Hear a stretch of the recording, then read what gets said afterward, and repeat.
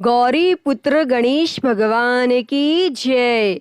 शनिदेव महाराज की जय। श्री शिवाय नमस्तुभ्यम। प्रिय भक्तजनों, आज हम इस वीडियो में शनिवार व्रत की कथा सुनेंगे। तो आप सभी भक्तजन बड़ी ही श्रद्धा, ध्यान पूर्वक और प्रसन्नचित्त मन से इस कथा को पूरा अवश्य सुनिएगा। तो सभी प्रेम से बोलिए शनिदेव महाराज की जय।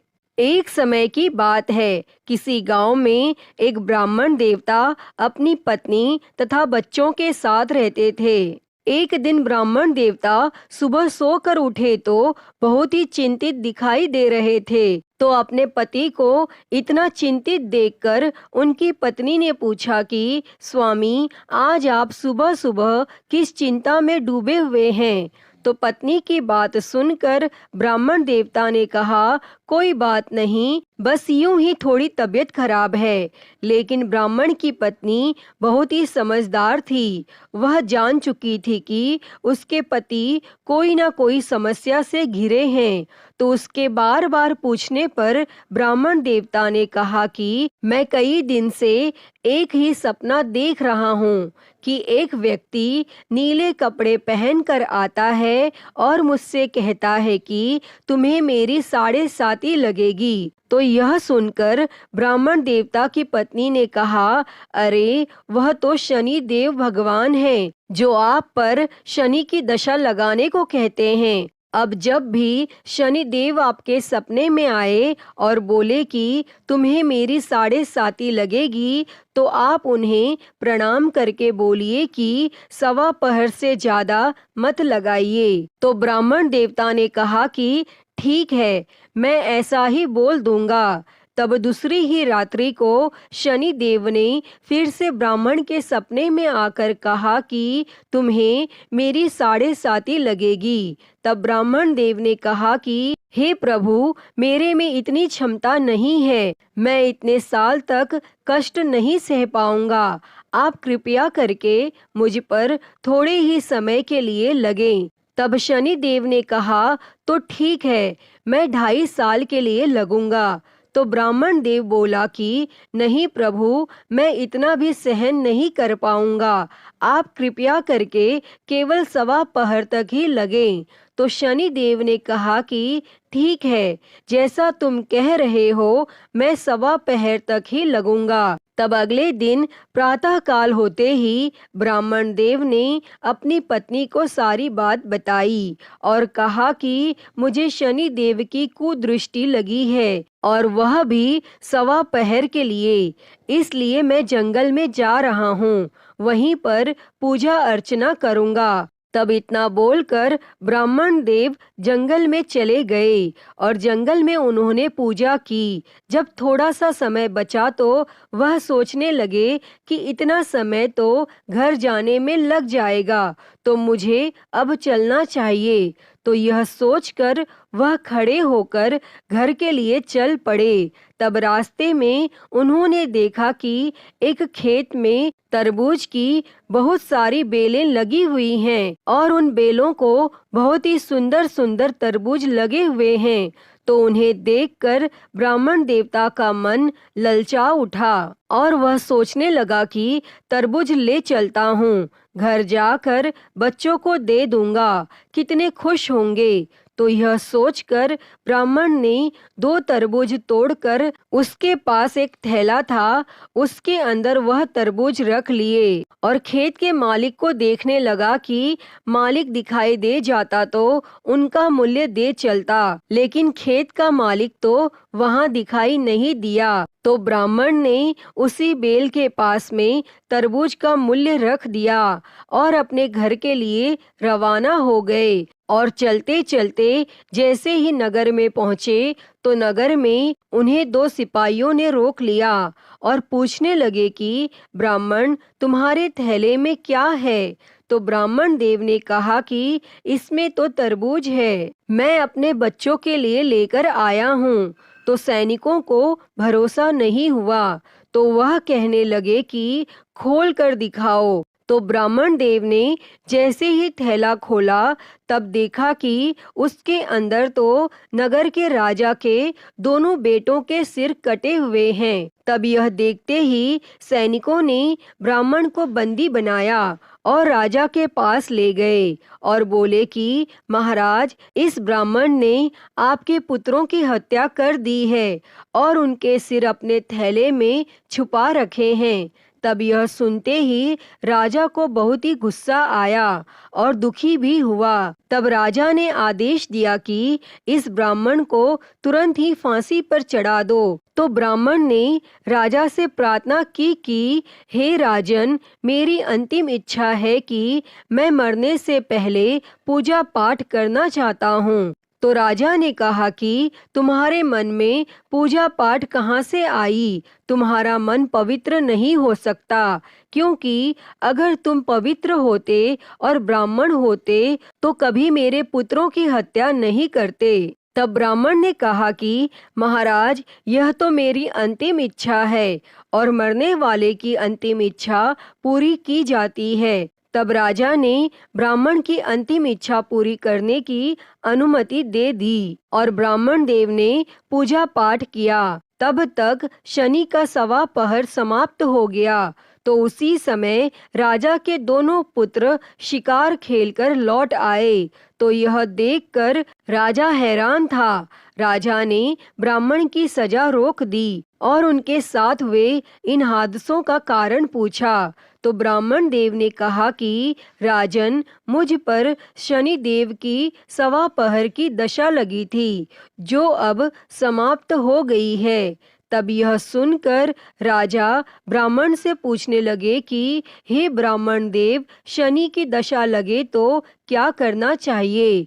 मुझे इसके बारे में बिल्कुल भी ज्ञान नहीं है। तब ब्राह्मण देवता ने कहा कि अगर शनि की कुदृष्टि लगे तो काले कुत्ते को सरसों के तेल से चुपड़कर रोटी खिलानी चाहिए। सामर्थ्यवान व्यक्ति को काले हाथी का या काले घोड़े का दान करना चाहिए और शनिवार का व्रत रखकर शनि देव की कथा सुननी चाहिए और इससे शनि की दशा का प्रकोप समाप्त हो जाता है। तब यह सुनकर राजा ने ब्राह्मण देव को छोड़ दिया और जैसे ही ब्राह्मण देव घर पहुँचे तो उनकी पत्नी ने पूछा कि स्वामी, आज आप थैले में क्या लेकर आए हैं? तो ब्राह्मण ने कहा कि बच्चों के लिए तरबूज लाया हूँ। तब पत्नी ने थैला लेकर जैसे ही खोला तो उसके अंदर तो सोने चांदी और हीरे जवाहरात भरे हुए थे। तब यह देखकर पत्नी बहुत ही खुश हुई और अपने पति से कहने लगी कि आपका थैला तो सोने चांदी जवाहरात से भरा है, इन्हें आप कहाँ से लाए हैं? तो यह देखकर ब्राह्मण देव बहुत ही प्रसन्न हुए और शनि देव की महिमा अपनी पत्नी को बताई और बोले कि जब 1.25 पहर की दशा लगी थी तो तरबूज राजा के बेटे के सिर बन गए और जब 1.25 पहर की दशा समाप्त हुई तो वही तरबूज सोना चांदी जवाहरात बन गए। हे शनिदेव, आपकी महिमा तो अत्यंत निराली है। जैसे आपने मुझ पर 1.25 पहर की दशा लगाई वैसे किसी पर ना लगाना और जैसे आपने मेरे जैसे गरीब पर कृपा की वैसे सब पर करना। जो भी श्रद्धा भाव से आपका व्रत रखे और आपकी व्रत कथा सुने, उसकी सारी मनोकामनाएं पूर्ण करके आशीर्वाद देना कि वह कभी भी अपने जीवन में नाना प्रकार के कष्टों का सामना ना करे और अपने कार्य क्षेत्र में हमेशा उसको सफलता मिले। तो सभी प्रेम से बोलिए शनिदेव महाराज की जय। प्रिय भक्तजनों, आइए अब शनिदेव महाराज की अगली कहानी को सुनते हैं। एक बार एक राजा था। उसने अपने राज्य में घोषणा कर रखी थी कि दूर दूर से जो भी सौदागर बाजार में माल बेचने आए, अगर उनका माल नहीं बिकेगा तो राजा उसे स्वयं खरीद लेगा। और यह घोषणा सुनकर सौदागर प्रसन्न हो गए और जब भी किसी सौदागर का माल नहीं बिकता तो राजा के आदमी उसे उचित मूल्य देकर सारा सामान खरीद लेते थे। तब एक दिन एक लोहार लोहे की शनि देव की मूर्ति बनाकर लाया, परंतु शनि देव की मूर्ति का कोई भी खरीदार नहीं आया। और शाम के समय राजा के कर्मचारी आए और वह मूर्ति को राजा के पास लेकर गए। तब राजा ने उस मूर्ति को आदर के साथ महल में रखवा लिया। तब शनि देव के घर में आने से सभी देवी देवता राजा से नाराज हो गए। तब रात के अंधेरे में राजा ने एक तेजस्वी स्त्री को अपने घर से जाते देखा। तो राजा ने उससे पूछा, आप कौन हैं? तब वह बोली, मैं लक्ष्मी हूँ, तुम्हारे महलों में शनि का वास है, मैं यहाँ नहीं रह सकती। तब राजा ने उस स्त्री को नहीं रोका और कुछ समय बाद राजा ने एक देव पुरुष को घर से जाते देखा और उससे पूछा, आप कौन हैं? तो वह देव पुरुष बोला, मैं वैभव हूँ, मैं सदा लक्ष्मी के साथ रहता हूँ, जब लक्ष्मी ही नहीं तो मैं यहाँ कैसे रह सकता हूँ। और राजा ने उसे भी नहीं रोका और वह भी चला गया। और इसी प्रकार धीरे धीरे धर्म, धैर्य, क्षमा आदि सभी गुण एक एक करके चले गए और राजा ने किसी को भी रुकने के लिए नहीं कहा। लेकिन अंत में जब सत्य जाने लगा तब राजा के पूछने पर उसने कहा, जहाँ लक्ष्मी, वैभव, धर्म, धैर्य और क्षमा का वास नहीं तो मैं यहाँ क्या करूँगा। अब राजा सत्यदेव के पैरों में गिर पड़ा और बोला, महाराज आप कैसे जा सकते हैं? आप ही के बल पर मैंने लक्ष्मी, वैभव, धैर्य, धर्म आदि सभी का तिरस्कार किया है, मैं आपको नहीं छोड़ूंगा। तब राजा का इतना आग्रह देखकर सत्य वहां रुक गया और महल के बाहर सभी देवी देवता सत्य की राह देख रहे थे। और उसे न आता हुआ देखकर धर्म बोला, मैं सत्य के बिना नहीं रह सकता, मैं वापस जा रहा हूँ। और धर्म के पीछे पीछे क्षमा, वैभव, लक्ष्मी सभी लौट आए तथा राजा से कहने लगे, तुम्हारे सत्य प्रेम के कारण ही हमें यहाँ वापस लौटना पड़ा है। तुम जैसा राजा दुखी नहीं रह सकता। सत्य प्रेम के कारण लक्ष्मी तथा शनि एक साथ रहने लगे। तो बोलिए, सत्य भगवान की जय। हे प्रभु, जैसे आपने राजा पर कृपा की वैसे ही सब पर करना। कहानी अधूरी हो तो पूरी करना, पूरी हो तो मान करना। तो सभी प्रेम से बोलिए, शनिदेव महाराज की जय। प्रिय भक्तजनों, आइए अब शनिवार व्रत की अगली कथा को सुनते हैं। एक समय स्वर्गलोक में इस बात पर विवाद छिड़ गया कि 9 ग्रहों में से सबसे बड़ा कौन है। यह विवाद इतना आगे चला गया कि यह एक युद्ध की स्थिति बन गई। इस बात के निष्कर्ष पर पहुंचने के लिए सभी देवता देवराज इंद्र के पास पहुंच गए और उन्होंने कहा, हे देवराज, अब आप ही निर्णय करें कि हम सब में सबसे बड़ा कौन है। देवताओं द्वारा पूछे गए इस सवाल से देवराज इंद्र उलझन में पड़ गए। तब इंद्र देव ने कहा कि मैं इस प्रश्न का उत्तर नहीं दे सकता हूँ, मैं असमर्थ हूँ। इस सवाल का जवाब पाने के लिए वह सभी पृथ्वी लोक में उज्जैनी नगरी के राजा विक्रमादित्य के पास गए। तब राजा विक्रमादित्य के महल पहुंचकर सभी देवताओं ने प्रश्न किया। इस पर राजा विक्रमादित्य भी असमंजस में पड़ गए। वो सोच रहे थे कि सभी के पास अपनी अपनी शक्तियां हैं जिसके चलते वो महान हैं। अगर किसी को छोटा या बड़ा कहा गया तो उन्हें क्रोध के कारण काफी हानि हो सकती है। इसी बीच राजा को एक तरीका सूझा। उन्होंने 9 तरह की धातु बनवाई जिसमें स्वर्ण, रजत, कांसा, ताम्र, सीसा, रांगा, जस्ता, अभ्रक वह लोहे शामिल थे। तब राजा ने सभी धातुओं को एक एक आसन के पीछे रख दिया और इसके बाद उन्होंने सभी देवताओं को सिंहासन पर बैठने के लिए कहा। तब धातुओं के गुणों के अनुसार सभी आसनों को एक दूसरे के पीछे रखवा कर उन्होंने देवताओं को अपने अपने सिंहासन पर बैठने को कहा। और जब सभी देवताओं ने अपना अपना आसन ग्रहण कर लिया, तब राजा विक्रमादित्य ने कहा, इस बात का निर्णय हो चुका है, जो सबसे पहले सिंहासन पर बैठा है वही बड़ा है। यह देखकर शनि देवता बहुत नाराज हुए। उन्होंने कहा, राजा विक्रमादित्य, यह मेरा अपमान है। तुमने मुझे सबसे पीछे बिठाया है।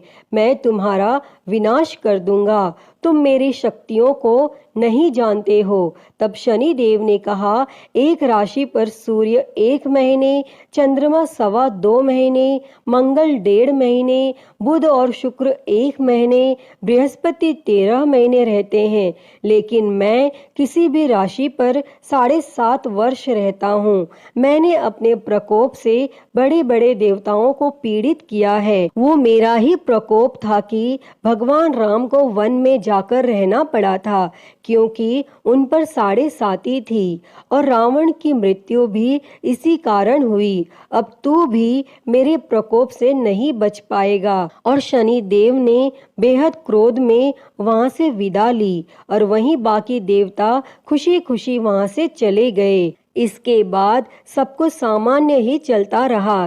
राजा विक्रमादित्य पहले की ही तरह न्याय करते रहे। दिन ऐसे ही बीतते रहे, लेकिन शनि देव अपना अपमान नहीं भूले। एक दिन शनि देव बदला लेने के लिए घोड़े के व्यापारी के रूप में राज्य पहुंचे। जब राजा विक्रमादित्य को इस बात का पता चला तो उन्होंने अपने अश्वपाल को कुछ घोड़े खरीदने के लिए भेजा। जब अश्वपाल लौट आया और राजा को बताया कि घोड़े बेहद कीमती हैं, तब राजा ने खुद जाकर एक सुंदर और शक्तिशाली घोड़ा पसंद किया और उसकी चाल देखने के लिए घोड़े पर सवार हो गए। जैसे ही राजा विक्रमादित्य घोड़े पर बैठे, वैसे ही घोड़ा बिजली की रफ्तार में दौड़ पड़ा। घोड़ा राजा को एक जंगल ले गया और वहां जाकर राजा को नीचे गिरा दिया और फिर कहीं वह गायब हो गया। तब राज्य का रास्ता ढूंढने के लिए राजा जंगल में भटकने लगा, लेकिन उसे कोई रास्ता नहीं मिला। और कुछ समय बाद उसे एक चरवाहा मिला और भूख प्यास से परेशान उस राजा ने चरवाहे से पानी मांगा।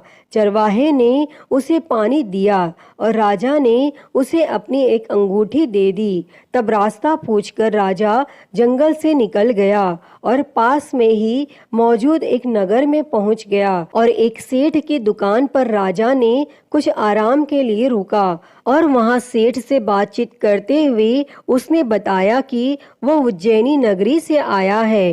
तब राजा कुछ देर तक उस दुकान पर बैठा। जितनी देर वो वहां बैठा, सेठ जी की काफी बिक्री हो गई। तब सेठ ने खुद को बहुत भाग्यवान समझा और सेठ ने राजा को अपने घर खाने पर आमंत्रित किया।